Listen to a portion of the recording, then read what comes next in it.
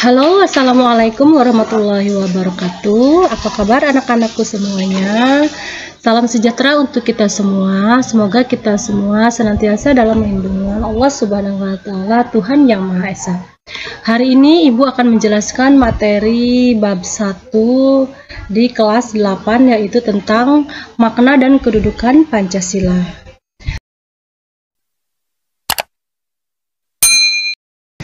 Tapi sebelum itu, marilah kita berdoa menurut agama dan kepercayaannya masing-masing. Berdoa dimulai.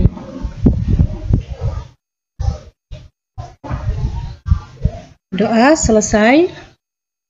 Anak-anakku, pada pertemuan kali ini, Ibu ingin menjelaskan materi sebelum nanti kalian mengerjakan tugas-tugas yang lainnya. Mohon disimak untuk penjelasan materi ini, dan silahkan kalian siapkan buku paket ataupun modul, ataupun kalian bisa mencari dari sumber lain di internet untuk bisa lebih memahami dan membantu kalian dalam pemahaman materi pembelajaran. Silahkan disimak materi berikut ini. Jika di kelas 7 kalian sudah mempelajari materi tentang perumusan dan penetapan Pancasila sebagai dasar negara, di kelas 8 ini kita akan mempelajari materi tentang fungsi dan kedudukan Pancasila di Negara Kesatuan Republik Indonesia. Silahkan kalian simak materi berikut ini. Kedudukan dan fungsi Pancasila. Setelah kalian mempelajari materi ini, diharapkan kalian bisa mensyukuri kedudukan, fungsi, dan arti penting Pancasila. Menghargai arti penting Pancasila sebagai dasar negara dan pandangan hidup, mengetahui dan mengamalkan nilai-nilai Pancasila sebagai dasar negara dan pandangan hidup, mengetahui dan melakukan berbagai perilaku yang sesuai dengan nilai-nilai Pancasila dalam berbagai segi kehidupan.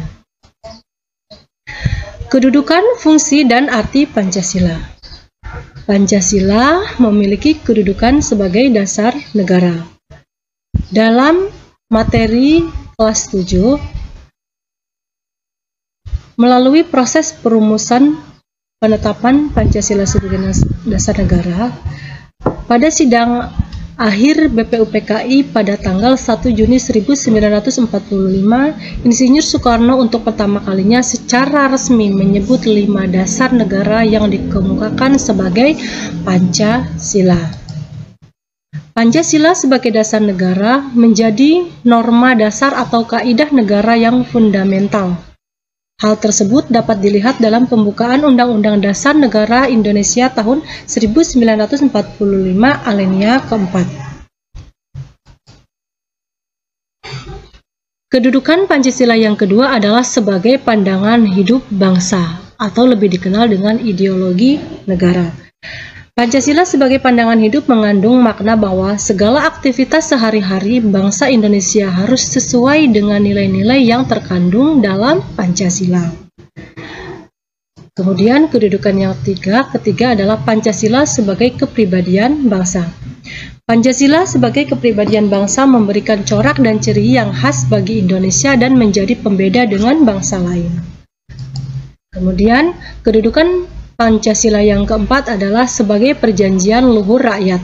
Pancasila sebagai perjanjian luhur merupakan suatu perjanjian yang disepakati bersama oleh seluruh rakyat Indonesia dan harus diamalkan serta dilestarikan.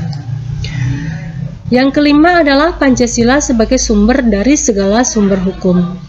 Sumber hukum atau peraturan yang berlaku di Indonesia harus bersumber dari Pancasila. Jadi, hukum yang berlaku di Indonesia sumbernya adalah dari Pancasila.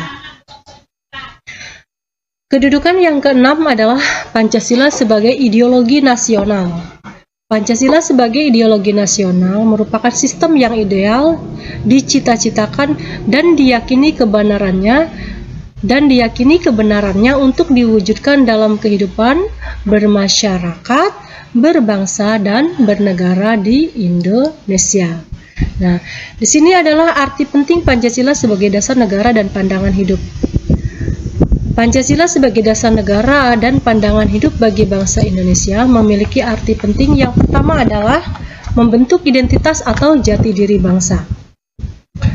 Jadi, Pancasila di Negara Kesatuan Republik Indonesia merupakan pembentuk identitas atau jati diri bangsa, yang mana Pancasila itu hanya digunakan di Indonesia. Ketika orang luar negeri atau orang manapun mendengar kalimat Pancasila, sudah pasti akan ingat dan akan tahu bahwa itulah Negara Kesatuan Republik Indonesia. Karena Pancasila tidak digunakan oleh negara manapun selain negara Indonesia.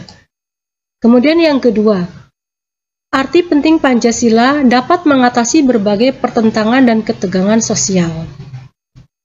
Kemudian arti penting yang ketiga, Pancasila memberikan arah tujuan sekaligus menjadi pendorong dalam upaya pencapaian tujuan bangsa.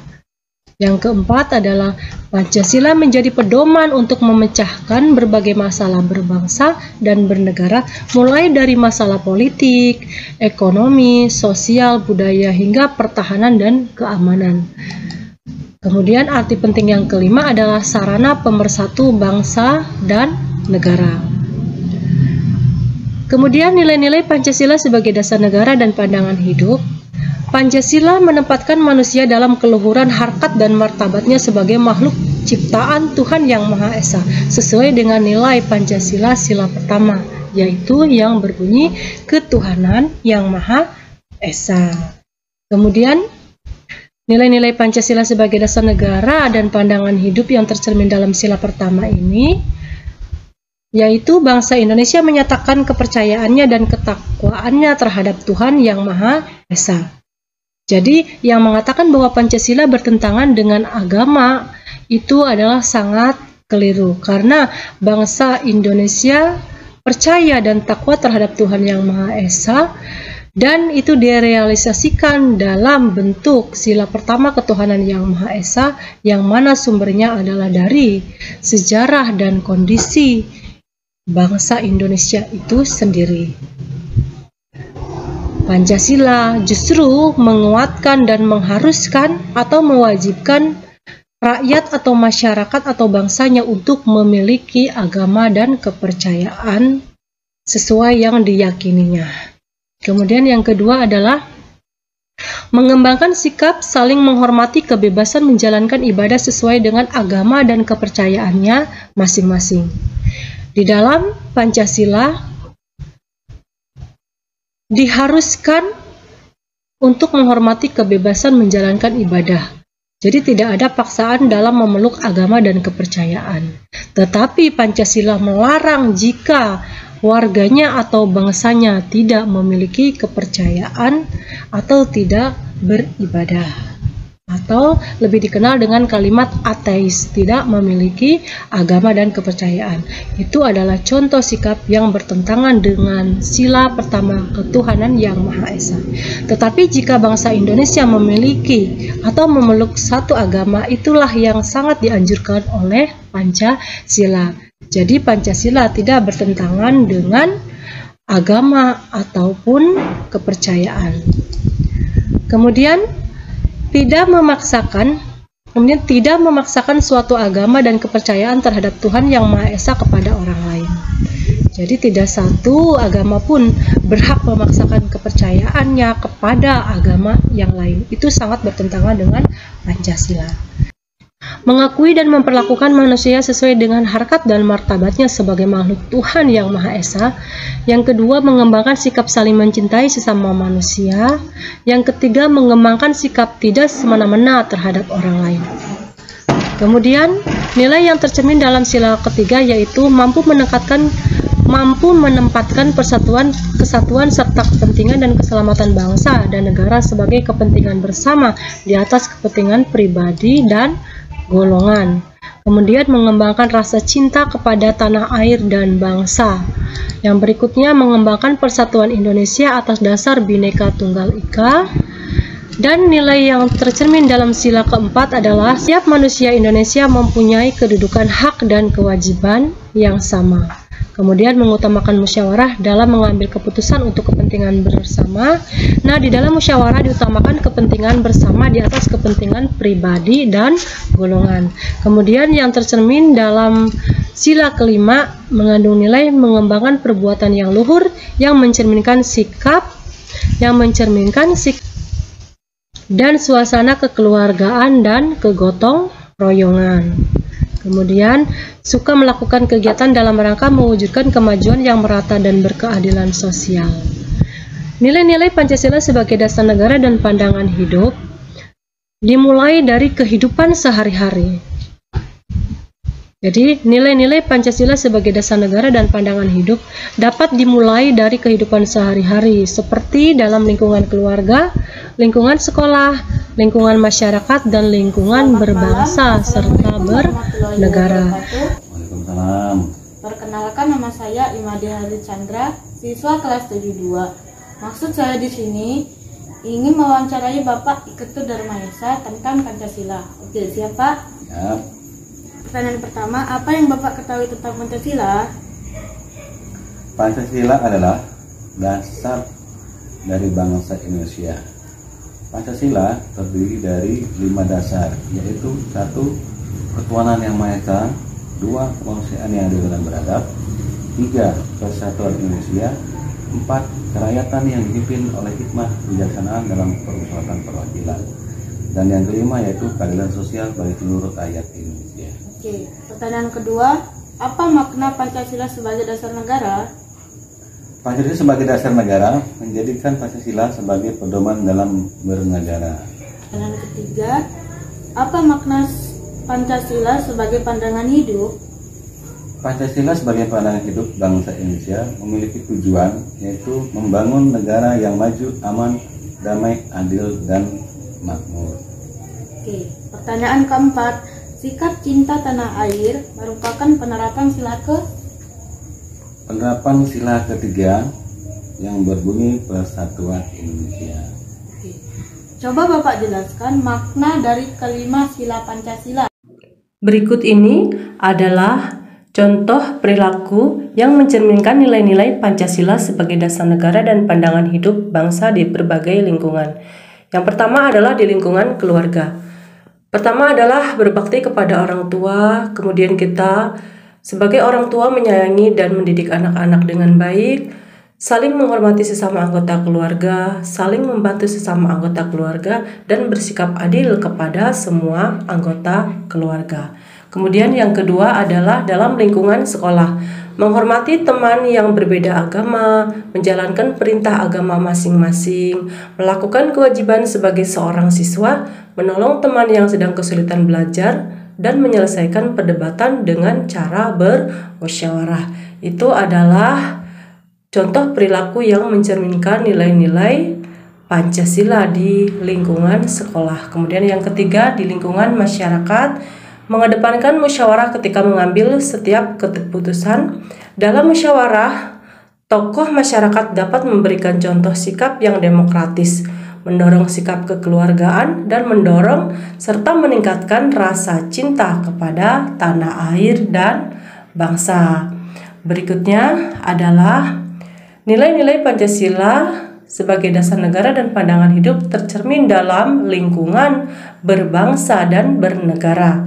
Yang pertama, memberikan bantuan kepada korban bencana alam, tidak membeda-bedakan suku, agama, adat, dan ras dalam pergaulan sehari-hari, menggunakan bahasa Indonesia dengan baik dan benar, serta mentaati peraturan dan perundang-undangan yang berlaku, juga menjaga fasilitas umum.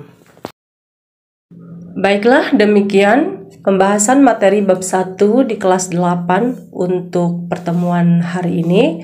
Sampai jumpa di pertemuan berikutnya. Kemudian seperti biasa untuk tugas dan absensi Ibu sertakan di Google Classroom. Silahkan kalian buka, dan untuk informasi lebih lengkap silahkan bisa kalian tanyakan kepada Ibu di WhatsApp, baik secara pribadi maupun di WhatsApp group. Terima kasih. Wabillahi taufiq wal hidayah. Salam sejahtera untuk kita semua. Assalamualaikum warahmatullahi wabarakatuh.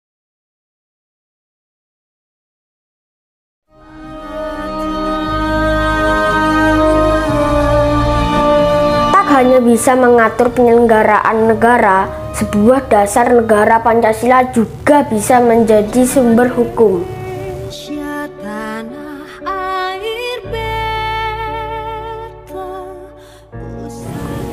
Pancasila adalah dasar falsafah dan ideologi negara.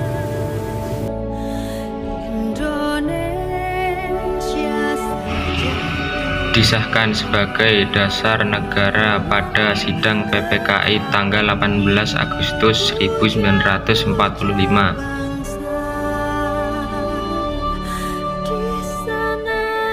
Rumus Pancasila adalah Muhammad Yamin, Suwepomo, dan Suekarno. Maksudnya adalah untuk mengatur penyelenggaraan aparatur negara yang bersih dan berwibawa sehingga tercapai tujuan-tujuan nasional. Hubungan piagam untuk mempersatukan rakyat Indonesia yang berbeda suku, bahasa, agamanya supaya tidak terpecah belah. Wassalamualaikum warahmatullahi wabarakatuh.